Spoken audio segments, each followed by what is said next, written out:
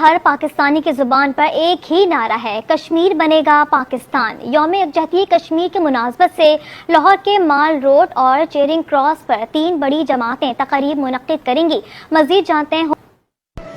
جی بالکل، لاہور میں بھی یوم یکجہتی کشمیر بھرپور جوش و جذبے کے ساتھ منایا جا رہا ہے۔ اس وقت میں چیرنگ کراس پر موجود ہوں اور یہاں پر ہم لوگ دیکھ رہے ہیں کہ 3 بڑی جماعتوں کی طرف سے اہم ریلیاں جو ہیں وہ نکالی جا رہی ہیں۔